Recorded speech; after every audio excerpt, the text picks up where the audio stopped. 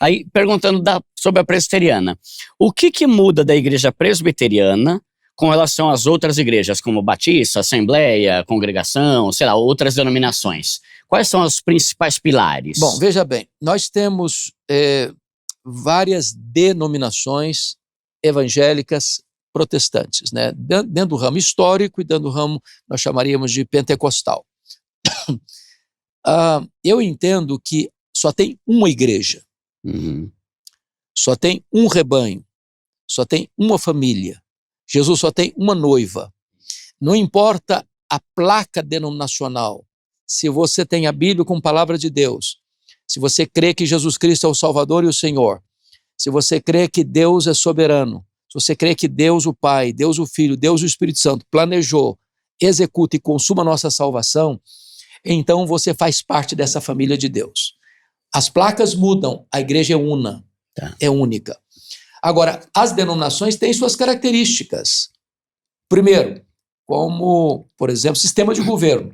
Então você tem uma igreja que é episcopal, onde você tem um bispo que comanda, você tem uma igreja congregacional, que é as igrejas batistas, assembleanas, onde a assembleia, onde a igreja local tem a sua independência, e você tem a igreja presbiteriana, que é uma igreja conciliar representativo.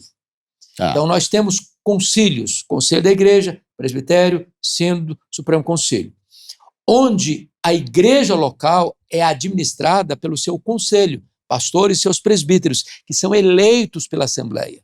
A igreja presbiteriana é uma igreja extremamente democrática. Ela é um modelo do que é democracia, onde você tem líderes eleitos pelo povo, que representam o povo.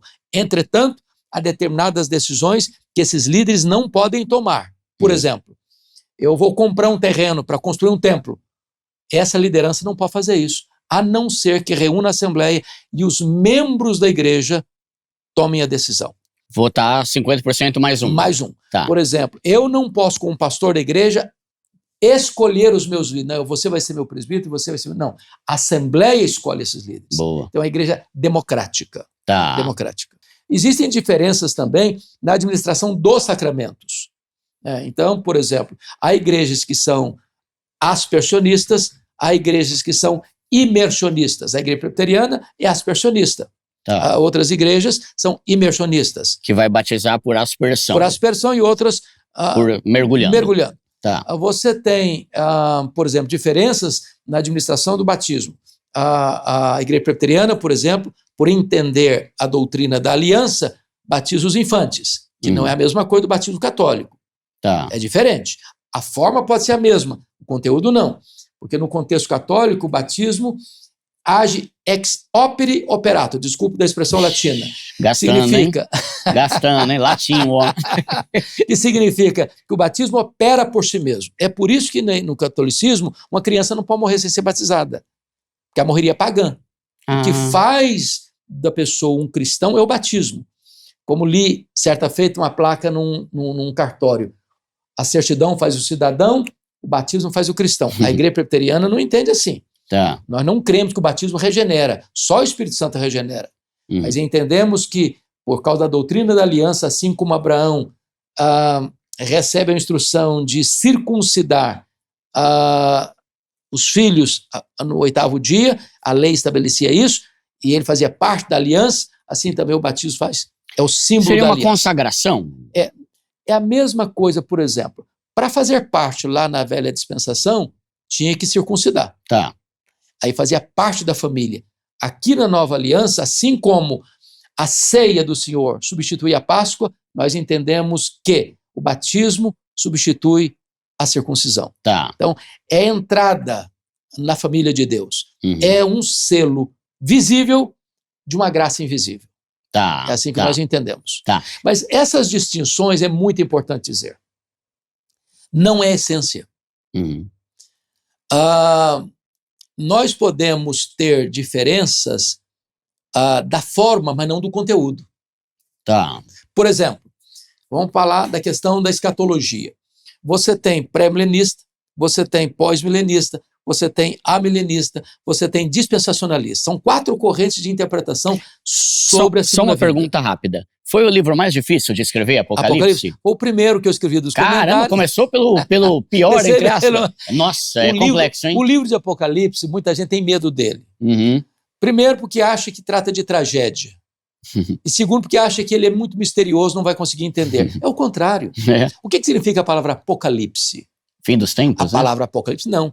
A palavra Apocalipse significa revelação. Ah, é verdade. Tirar o véu. Mostrar o que está oculto aos olhos humanos. Uhum. Então o livro de Apocalipse é o livro da vitória, é o livro do triunfo, é o livro da conquista, é o livro que mostra a soberania de Deus, que está conduzindo a história a uma consumação. Tá. Então é um livro fascinante, é um livro... É escatologia que é o fim dos tempos, é o estudo do fim dos tempos. Isso. Uhum. Então o que acontece? Você tem igrejas que são amilenistas, você tem igrejas que são pós-milenistas, você tem igrejas que são pré-milenistas históricas, você tem igrejas que são dispensacionalistas. Tribulacionismo, pré-tribulacionismo, pós.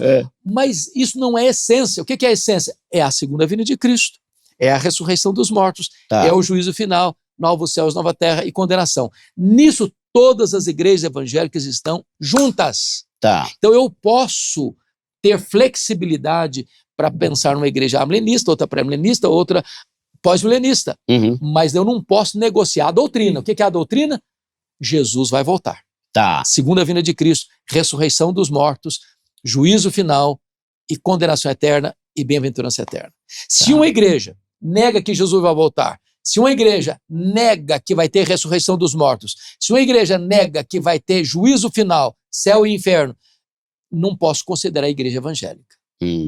Isso é doutrina, isso é pilar, isso é cláusula pétrea do cristianismo. Mas aí, pastor, como é que a gente distingue o que é uma heresia do que é uma diferença denominacional? Boa pergunta. Né? Tipo, essa igreja não pode cortar o cabelo, essa não pode usar saia, essa é arminiano, essa é calvinista. Excelente pergunta. Obrigado, pastor, obrigado. Estou sendo elogiado pela energia. Eu sou inteligente. Inteligente é isso. Veja bem, o que é uma seita? Uma seita é um grupo religioso que nega o que nós chamamos de doutrinas essenciais da fé. Por exemplo, se uma igreja, entre aspas, um segmento religioso, nega que a Bíblia é a única palavra de Deus, virou seita. Se um grupo religioso nega que só Jesus Cristo salva, é seita.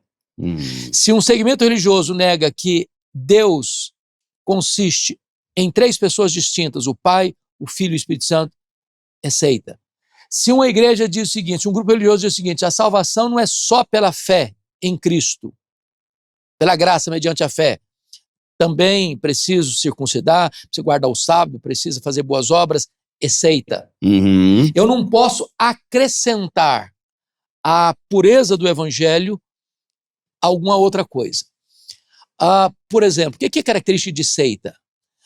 Seita, ela acha que só eles estão certos. Se você não vier para o meu grupo, você está perdido. Tá. Você está perdido. Então ele é exclusivista, ele é fechado. Para eu ser salvo, eu tenho que estar lá. Tá. Se eu não estiver lá, eu estou fora. A igreja evangélica não entende assim. A igreja evangélica, por isso diz, você tem diversas placas, mas se você tem os pilares da fé cristã, você é irmão, você tem comunhão, são irmãos na fé, membros da mesma igreja, da mesma família, do mesmo povo, do mesmo rebanho de Cristo, do mesmo corpo de Cristo. Tá. Essa é a diferença entre igreja e seita.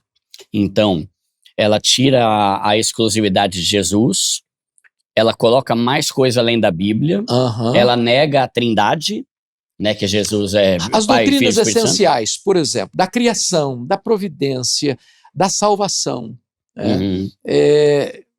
Qualquer grupo religioso que nega esses princípios, pilares, por exemplo, tem igreja que é chamada evangélica, mas diz que o inferno não existe, que é aniquilamento dos ímpios.